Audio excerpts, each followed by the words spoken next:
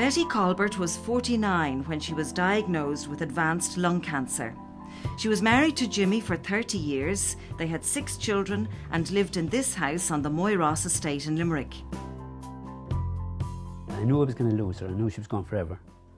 And it wasn't really too much of a shock to me when it happened this time, because there was so many deaths in my family just previous to that, you know. I mean, she was the 12th in 5 years, you know. And you were talking about 3 cancer patients, 1 murdered, and youngest brother, my sister, all dying of heart attacks.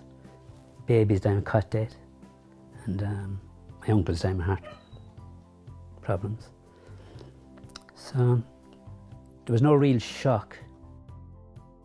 The physical side of it didn't bother me, because as I said, I mean, I would have done anything for her. If it was to die, I would have died for her.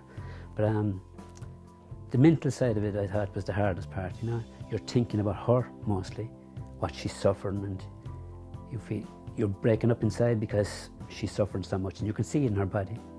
Even though she was brilliant herself, she never broke down once. She was with her kids, which was her last wish. And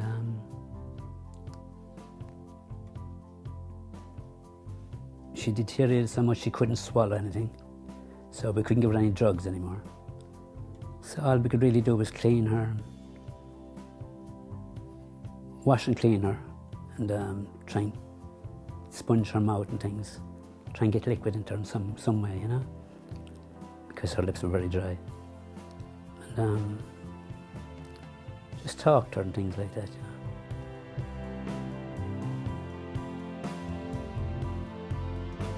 People who are dying need love, but they also frequently need good medical care, and the people looking after them need advice and support.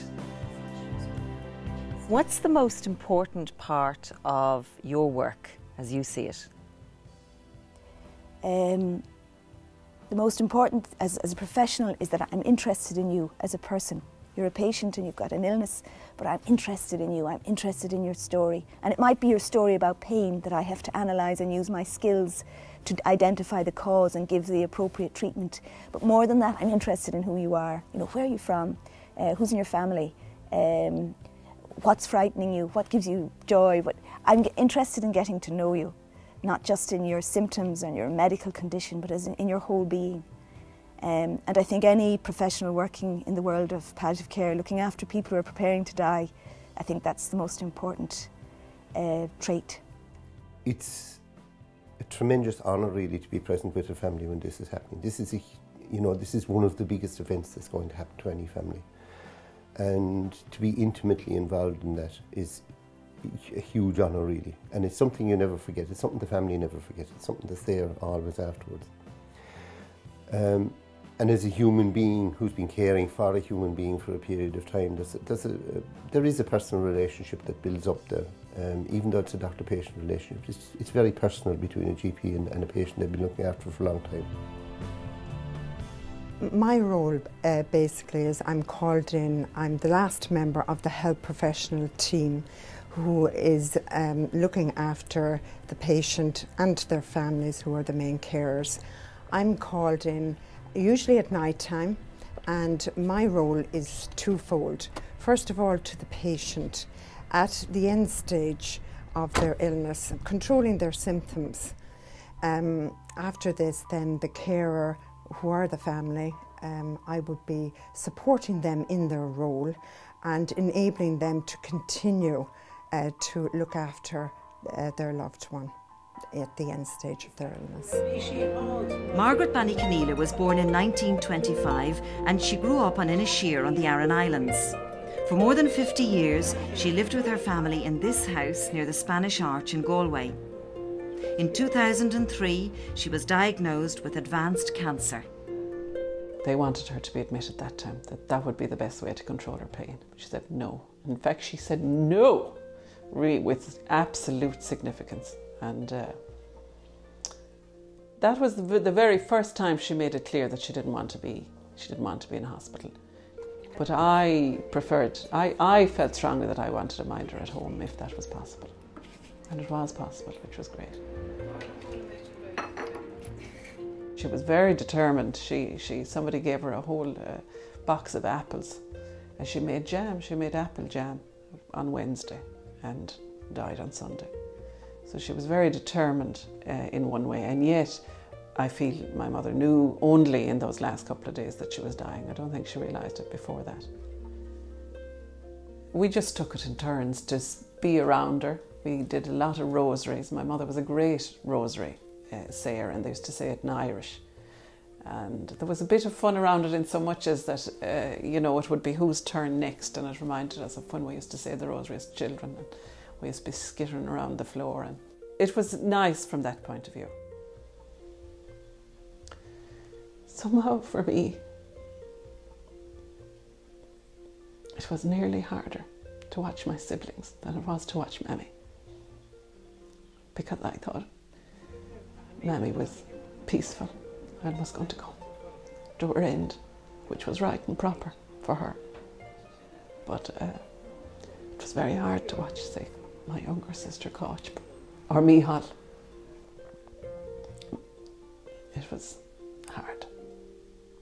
It demands perhaps greater courage on the part of the carer and the family if the person's to die at home, because they don't really know what's going to happen next, and they can't press a buzzer and a nurse will arrive.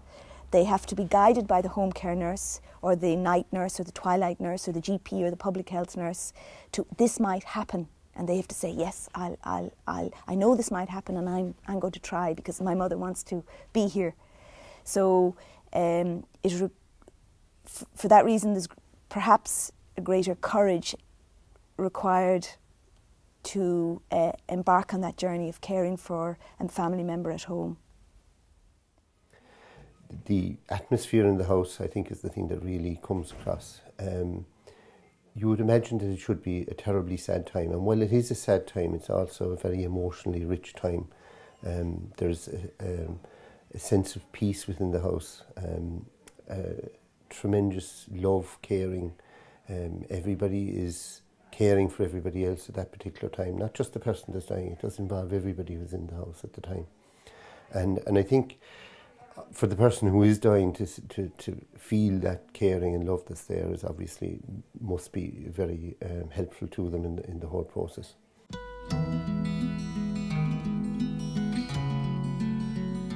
So we each got a chance to say goodbye and kiss him, and then Mom said, "Off you go."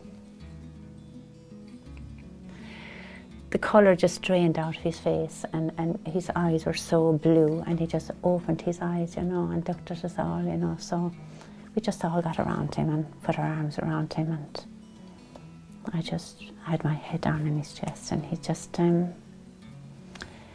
his heart just fluttered, and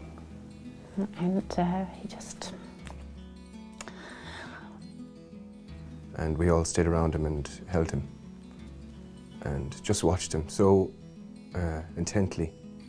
I was at that stage at the end of the bed and just really took it all in. It was a profound experience.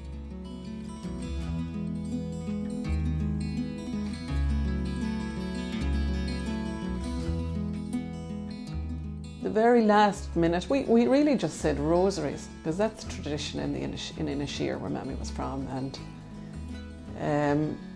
I think I might have said she's gone now, but it was very obvious as well, and I think there was a relief in it.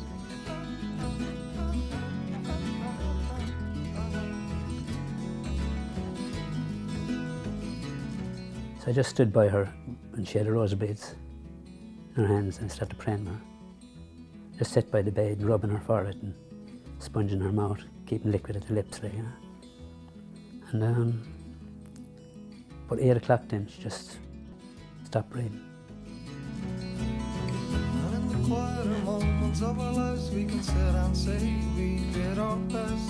For the carer, it's the ultimate in a relationship, to be able to do this for your loved one and to bring them on this journey. It is very fulfilling for any loved one or any carer that looks after anyone on this journey. I have 5 brothers and 5 sisters. I have a family of 5 myself, and I have 7 grandchildren. And each and every one of them have given me wonderful support, and I know they will in every way possible. And whether it's sleeping over or taking care of what needs to be taken care of, like the laundry or anything like that, everything possibly will be done for me. So I'm a very, very lucky lady. With the growth of the hospice movement and home care teams, and the level of home care supports and things that are there now, it's something that we can make possible for far more people. And there are still the ones that can't. And there are still the ones because of symptoms, because of not having family to look after them, because of being isolated, elderly, living alone, will have to die somewhere else. And it'd be nice if we could make it to somewhere else like home, but it's never going to be. Whichever would be most preferable with my wife and my family, whatever the easiest on them, you know. I don't want to be burdened on them and make it hard on them, you know.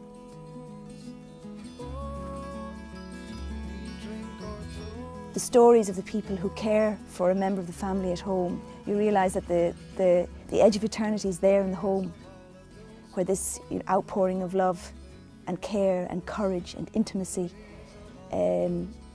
So for me, that's my new insight really, that the edge of eternity is in caring for someone dying at home. Being around your own family, your own environment, means an awful lot to the person, you know. And just if it's the last wish, what else can you do except give it to them?